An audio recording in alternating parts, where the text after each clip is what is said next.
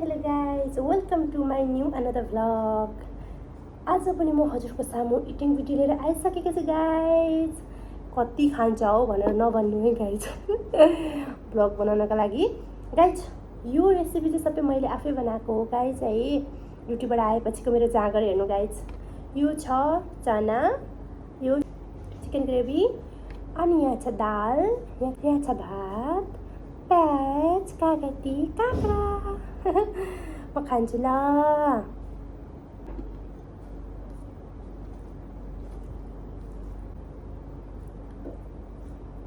First bite खाए ल.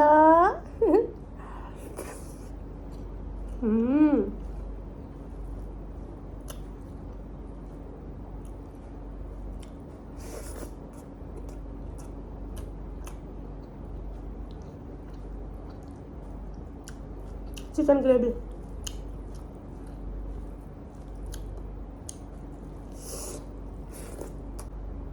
दामी भयो गाइस, दामी.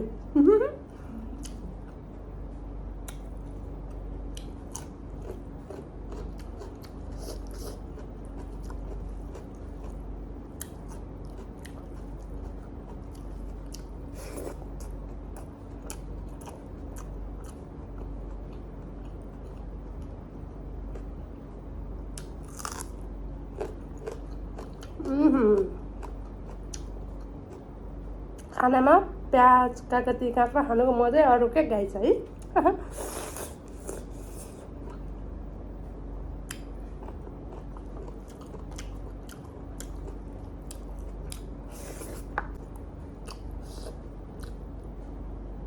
लेग पिस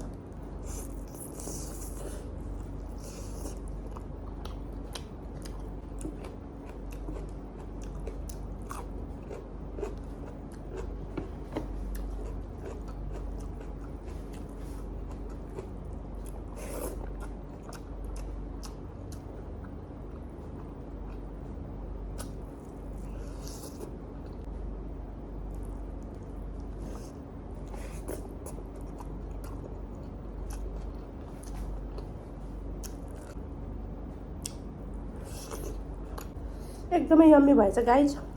हल्का फुल्का म पनि सेक नै बनिन्छु कि के हो जस्तो लाग्छ क्या गाइज कहिले काहीँ चाहिँ मलाई.